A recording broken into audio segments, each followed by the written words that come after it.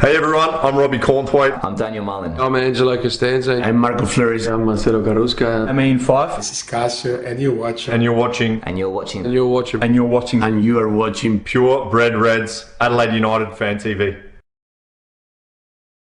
Hi, I'm Daniel Mullen, former Adelaide United player and Asian Champions League winner with Western Sydney Wanderers. When it comes to any of my soccer needs, I do my shopping here at Soccer Locker. An Australian-owned and operated business, the store is located at Shop 5 of 181 to 183 Grange Road, Findon. Founded in 2017, Soccer Locker was introduced into the market to fulfil all the soccer-related needs of Australians, providing a huge range of quality clothing and equipment ranging from soccer balls, team kits, goalkeeper gear, accessories and much more. Recently arrived stock also includes stunning retro kits from some of our favourite past eras as fans of the world game. Soccer Locker is a specialist in premier range boots, Adidas and Puma, goalkeeper gear and licensed merchandise. Visit us online at www.soccerlocker.com.au with free delivery Australia-wide. So get shopping now at our Findon store, open from 10 a.m. to 5:30 p.m. from Monday to Friday and open Saturdays from 9 a.m. to 3 p.m. Hello and welcome to the Purebred Reds, Adelaide United Fan TV. I'm your host, Ellis Gelios. Great to be in the studios again to preview our big game against Sydney FC. It's this Friday night, a 7:15 kickoff in Adelaide at Coopers Stadium. Make sure if you're not attending that you watch the game on Paramount Plus. You've got every reason to be attending this one, though, because we're in fantastic form. We've won our last 2 games and we haven't lost in 5. So we're in very much form that suggests that we are absolutely up and about. Look, there's a lot to be keen about after that game against Newcastle, the 2-1 win.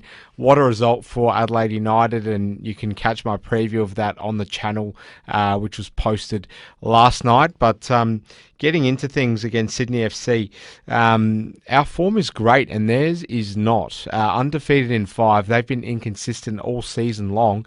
They just got over the line against the Mariners 3-2 on the weekend, but if any time is a good time to be beating them for us, we really need to take this chance. And I think there's pressure on Adelaide United because of the fact that we're going to run out of games. We're going to run out of games quicker than any other club. We've been the most unaffected club from the Omicron outbreak Australia-wide. So we really need to take it in our stride now and win this game and back up that form, which has been superb lately. Now, we didn't play very well against Newcastle, and that's what everyone's going to be, I guess, whetting their appetite over is whether we actually improve in terms of how we look stylistically, because we were so bad against Newcastle. It was a real snatch and grab type performance, and obviously everyone knows how lucky we got.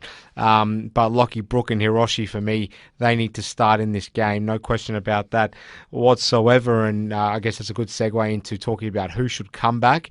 Obviously, we don't know what Steph Mork's status is. We were told that the Newcastle game would more than likely be his last, but of course he was sick and didn't play in that game. So we're unsure as to what his status is right now. The club could announce his departure any night, any second, but right now he's still technically in the squad because we don't know any better.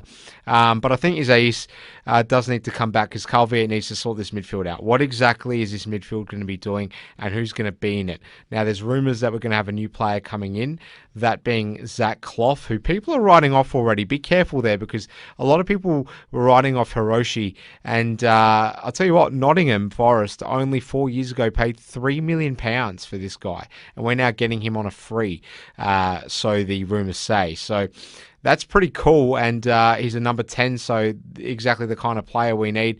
Obviously, he won't be anywhere near available, even if his signing is announced in the next couple of hours. But look, Izza needs to come back, and obviously Craig Goodwin too. Hopefully, he's in good nick after the Socceroos camp that he's been involved in, and with great diligence too. But yeah, we need those guys back. We're in a good position if they can come back. And yeah, what do you now do with people like Irakunda and that? Like, do they get relegated to not even being on the bench? You'd assume he'll be on the bench after his heroics, of course, but he's got selection headaches now, Carl. Dorigo being back in the team, does he deserve to keep his spot? The one player I don't think deserves to keep his spot, without doubt, is Jacob Tratt. I think he's been really average, and you don't want dodgy defenders in the team against a side like Sydney that have so many players that can punish you. So I'd be getting Tratt out, and I'd be probably bringing Timotheo in. But he's got options there, so let's see what happens. But if you go back and look at some of the footage recently, Jacob Tratt's made some awful errors. So I think it's time that he has a spell. Now, there's news that we are going to be bought out by the Peligra Group. They are a property developer that are looking to basically monopolise the Adelaide sporting and business market. They already own the Adelaide Giants baseball team and the Adelaide 36ers, and if they were successful in buying Adelaide United, which there's plenty of rumours about now. I did hear this a couple of months ago, but I wasn't exactly sure about whether I could report it with the level of intel that I had at the time. So it is out now, and I think we can all safely assume that it's going to happen. It seems as though Piet van der Pol is keen to move Adelaide United on from being under his control. And if the Peligra Group were successful in buying Adelaide United, it would mean that they own every basically top build sports team in the state, bar the two AFL clubs that cannot be privately owned. So that's pretty big. Basically, the entire SA professional sports landscape will be owned by the one owner. And how's this affecting the players? It's obviously gotten through to them. There's no chance that they haven't heard the rumours. Do they want Piet van der Pol out? Are they sick of certain things that have been happening? Who knows? Maybe they don't want Pete out. Maybe some of them have close relationships with him. But you would assume that ownership is something that hangs over the heads of players in the dressing room. And I have no doubt that this would have reached the players. And I just wonder the vulnerable and fragile times that we're already in, whether that would kind of rattle them in any way, knowing that, well, there always is an element of uncertainty that comes about when someone goes and buys a club, certainly in the early stages of it. So, yeah, who knows? I just found that interesting, and I wonder what will come of that. Now, Sydney FC, in stark contrast to us, are not in good form. They really have been inconsistent this season.